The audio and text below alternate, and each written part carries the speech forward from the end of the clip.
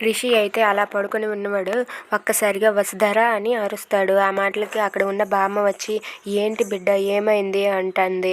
ఆ మాటలకి రిషి అయితే వసుధర వచ్చినట్లుగా ఉంది అంటే వస్తే వాళ్ళే తలుపు కొడతారులే అని చెప్పి అంటుంది. ఇంతలో వాళ్ళ పెనిమిటి అయితే తలుపు కొడతాడు. ఇక వసుధర అయితే లోపలికి వస్తుంది. రిషి వసుధరని చూసి చాలా హ్యాపీగా ఫీల్ అవుతాడు. ఇక వసుధర అక్కడ ఉన్న రిషిని చూసి పరిగెత్తుకుంటూ వెళ్ళి రిషి సార్ అని చెప్పి రిషి దగ్గరికి వెళ్ళి ఇలా కూర్చొని రిషి సార్ అని చెప్పి తన ముఖం మీద ఇలా నుదుటి మీద నుదురుతూ ఉంటుంది.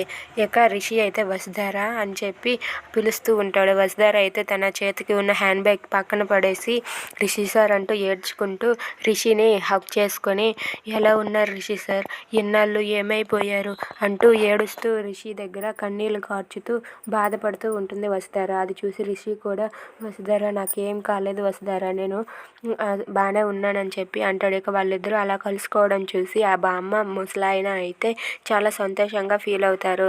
ఇక వసుధర రిషిని తిరిగి వాళ్ళ ఇంటికి తీసుకెళ్తుందా చూద్దాం. If you like this video please like, share and subscribe. Thanks for watching friends.